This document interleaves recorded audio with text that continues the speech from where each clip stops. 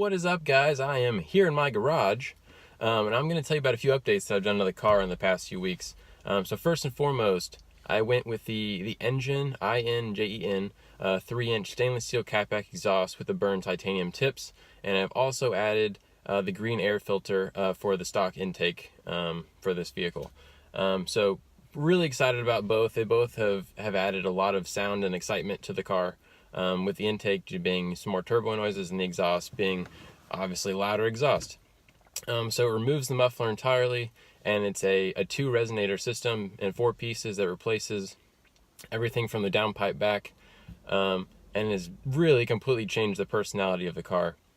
There is a little bit of drone. I'm not going to lie to you guys and say that there isn't any, but drone is really in the ear of the beholder. Every exhaust is going to have some frequency which it drones, and this one happens to be between 2,500 and 3,000 engine RPM. And, you know, that is kind of right in your cruising zone. That's right around 70 miles an hour, which is the speed limit on a lot of highways around here. So that is kind of unfortunate, but I have found ways around it, and I have found that really it's pretty tolerable. So I'll just go ahead and jump into the sound clips for you guys now.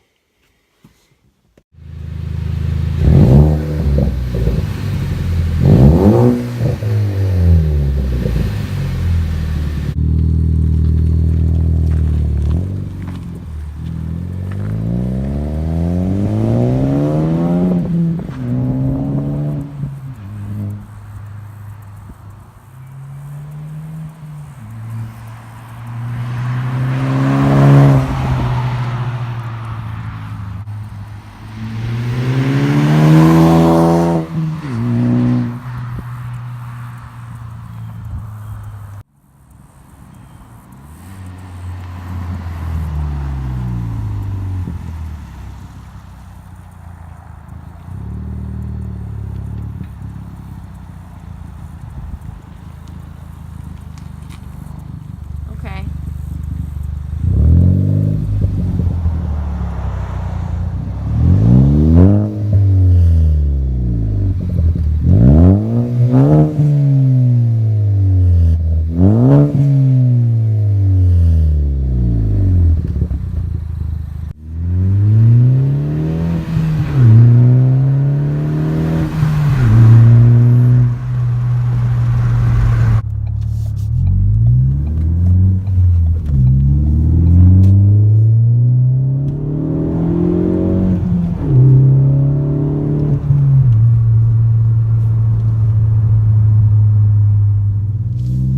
The downside of the Focus ST exhaust setup is that you have to cut it. And I'm not going to get into the details of really all the installation. CJ Pony Parts has probably the best installation videos if you want to check those out. But you do have to cut the exhaust right after. There's kind of a reinforced part right before you get over the axle in the rear, and you want to cut a couple inches behind that, kind of in the bend. And I had luck with the Sawzall. I cut the pipe in like 5 seconds. I was very surprised at how easy it was. That was actually the easiest part of the installation, and I wasn't really expecting that. There's a cross brace in the front that kind of makes it difficult to reach the bolts that connect the catalytic converter to the catback exhaust system. So you had to find kind of the right combination of socket depth and extension to get to those. And ultimately I was able to get a breaker bar to get them started, and then use the socket to work them off the rest of the way. It really wasn't too big of a deal, but it was a bit of a challenge. I mean, in every modification project that you take on always ends up having something go wrong. There's always a few trips to the parts store, regardless of how simple the thing you're trying to do is. In this case, I had to go buy some safety glasses for when I was cutting. I didn't want to get some shards of metal flying up my eyes. So far, I haven't noticed any exhaust leaks or anything, which obviously it is more likely. With the more connections you have, the more likely you are to get a leak. And you want to make sure you buy nice exhaust gaskets if you are buying this kit used, or you need to get new ones, because that makes all the difference in the world as to how it sounds. You're not going to be happy with an exhaust that's just leaking constantly. Overall, if you're buying this exhaust for your daily driver, I think it's bearable. I think it adds a nice sound to the car that makes it stand out, and certainly when you go to car meets, people will know that it's aftermarket. It definitely does not sound stock, so if you're going to stand out from the crowd, from the ST crowd specifically, it's definitely a good way to go. The build construction is fantastic. 304 grade stainless steel all the way back. with the titanium tips, which is, a nice kind of premium touch. And the blue finish actually kind of matches the Ford logo, so that's kind of a nice that it fits the color scheme that this car has going on anyway.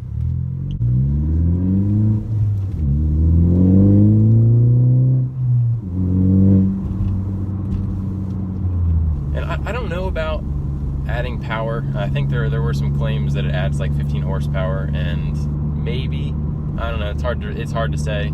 It feels about the same to me, but I didn't dyno it before, I'm not going to dyno it now, so I'll never really know.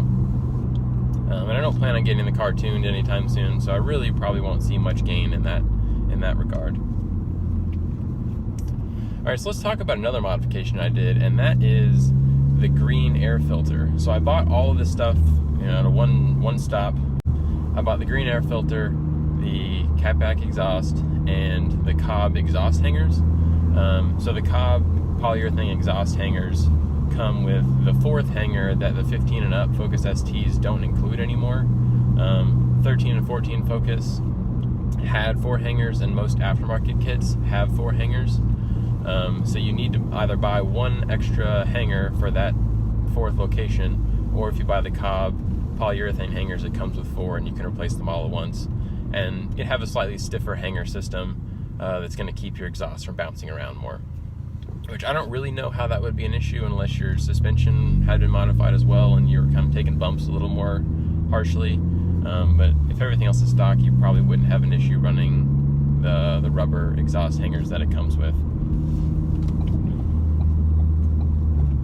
But you would need to add the 4th. I mean, you can run it with just 3, but I think it's strongly recommended that you add the 4th hanger if you're going to go aftermarket with. The green air filter is cool because it allows more flow than the stock air filter, which is nice, but it also allows you to hear more of the turbo. So the stock air filter has kind of a cap on the end of the cone. This one actually has a recessed cone inside of the outer cone, leaving basically the end of the filter exposed to atmosphere. So when the hood is closed, you can't hear it a ton, but you can definitely hear it more than with the stock air box and stock filter. I'll show some clips of that. So even without a blow-off valve, even just with the stock. So the install is pretty straightforward. There are just 4 bolts on the corners of the air box. But you need kind of an extension to get some of them, and I think they're an 8mm bolt. So just get your socket down there with an extension, especially on the one over here in the corner, and you're good to go. You can kind of see that cone shape, that recessed cone. So on the stock filter, this hole isn't here. There's actually a cap on the end of the air filter. So that opening allows you to hear a lot more of the turbo noises.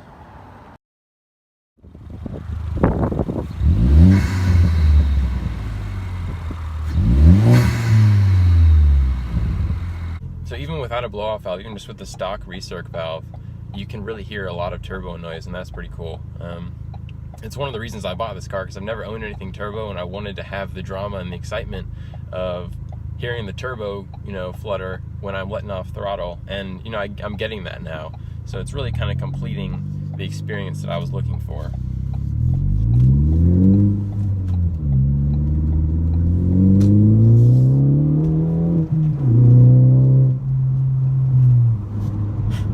This car is pretty fast. It's nothing crazy, but I think if you're gonna daily drive this car, and you're okay spending a little bit of money on it, I'd recommend it. I'm probably about maxed out for modification budget for now, and we'll see in the future. Like I said, this is still my daily driver, so I don't want to get carried away. But I think these are some great starts. The filter and the exhaust, I think, are the 2 biggest things that you can do, and then maybe a third behind that would be wheels. So if I get some extra money, maybe I'll go that route. I do have the premium wheels right now, which some people even prefer the snowflakes, even though these are technically the upgrade. And I'm kind of indifferent about it. I think they're fine. I think they match the color scheme of the car well, which is cool. But ultimately, I'd be fine either way. And if I find some aftermarket wheels, especially like some 1552 Tarmacs, I think those would be a pretty neat addition to the car. No plans for that right now, though. Alright guys, I appreciate you stopping by. I hope you enjoyed this review, and this is kind of a real-world take on what it's like to add you know, a louder aftermarket exhaust, this Focus ST, and you know, I got to give it my approval, because this has been kind of a roller coaster of emotions, but in the end I definitely find it worthwhile.